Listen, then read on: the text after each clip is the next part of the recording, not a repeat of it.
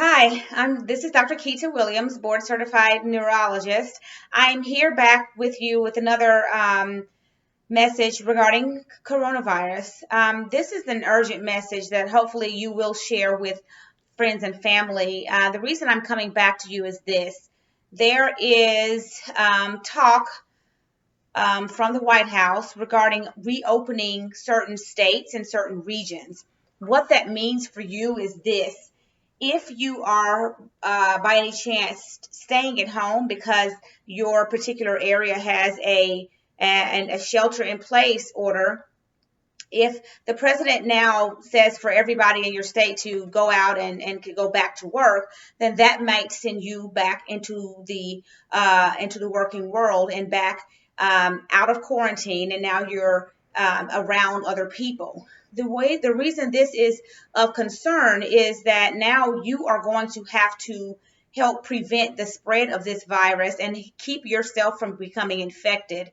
Whereas at first you were able to shelter in place at home, now you are going to be out and about at your regular jobs every single day. So what that means is that you guys are going to have to protect yourselves from getting the coronavirus.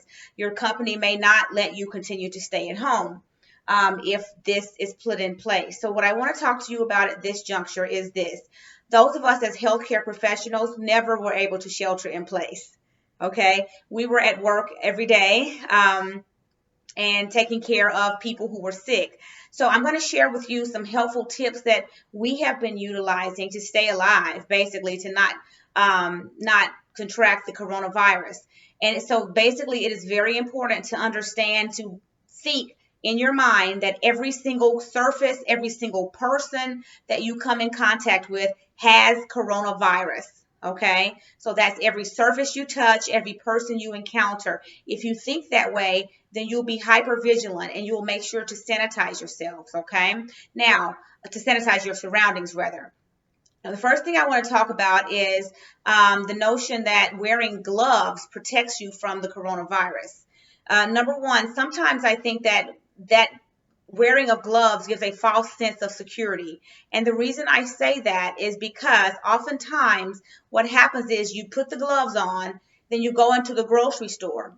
And while you're in the grocery store with gloves on, you're touching the cans, and you in your mind, you've identified those to be contaminated with COVID. So you know that. But then you go and you pick up your cell phone and you start to look at your cell phone and to check your grocery list. Okay, so now you've contaminated your cell phone. Okay, then you put your cell phone back into your purse. So now everything in your purse has touched the cell phone, which is contaminated with COVID. Okay, then you may search for your keys before you get to your car, and now you've contaminated your keys with COVID. Then you put the keys back into your purse. Now that is also contaminating everything in your purse with COVID. Your mask is in place, and so you adjust your mask. Now COVID that was on the gloves is now on your mask. So what I want to say is this. In the medical profession, when we use gloves, we take them off after each patient. So we consider anything that we touch with those gloves, now we consider those gloves to be contaminated. And so we don't use the same pair of gloves with each patient. So now we see people eating with gloves on. So if you have gloves on and then you go and open up a bag of Doritos and begin to eat, now you've contaminated your Doritos. So just consider that. Unless you're going to change your gloves after every item that you touch that potentially has the coronavirus on it, then the gloves are really of no effect. What the gloves are doing potentially is giving you a false sense of security. I would just recommend this. Keeping hand sanitizer with you so that when you're done grocery shopping, you can wipe your hands with hand sanitizer, okay, after getting into your car. Now, I personally consider my door handle to be contaminated with COVID. So once I enter my car, after I put the groceries into the car and I touch that door handle, I'm reaching for my sanitizer and sanitizing my hands. I also have some wipes in my car, and then I'll use those wipes to kind of wipe down some things or surfaces that I think may have gotten contaminated. So that's just something to keep in mind. If you don't or you can't find wipes or sanitizer wipes, you can easily take a Ziploc bag with some paper towels and have a little bit of bleach water spray on those paper towels within your Ziploc bag. And you can keep those in your car. Those are nice little wipes that you could use to wipe down surfaces as needed. And always remember, when you get home, always leave your shoes at a place where you're not going to be trafficking throughout the house, preferably the garage or the front door. Okay, so those are just some helpful tips. Also, any doorknob you touch, consider it contaminated. Whenever I'm at the clinic, I'm constantly wiping down after each patient.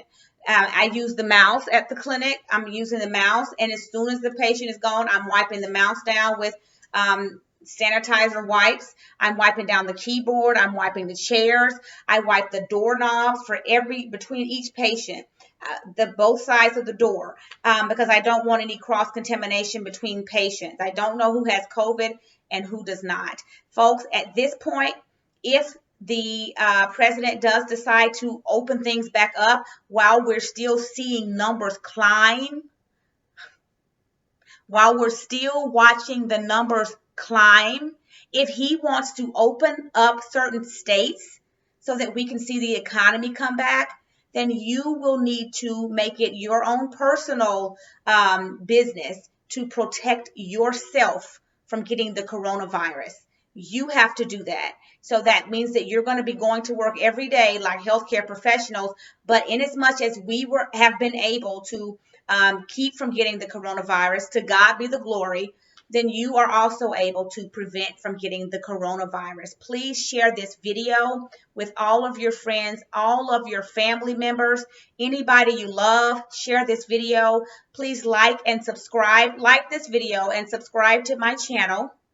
And I will be continuing to send you more videos of this kind.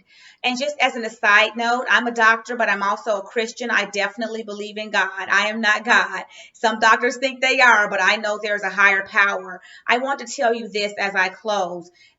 We are all wanting to survive this thing. So the goal for each and every one of us as we're suffering through this time is that we'll come out of it alive. So we're all wanting survival at the end of the day.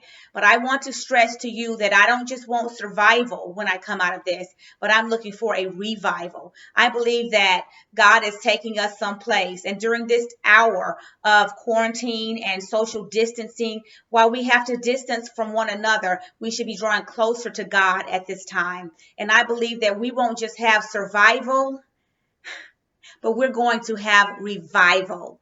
I believe revival is going to arise out of the ashes of the coronavirus. And I believe that God is taking us to new heights, and he's showing us in him that he is quite able, even in our deepest sorrow and even in our worst storms, he's still in control. And I just want you, each and every one of you, to be encouraged that there will be better days, and there is a revival coming out of the ashes of the coronavirus. God bless you. I hope that you share this with your friends and family, and I hope that we all pull through this difficult situation. Take care.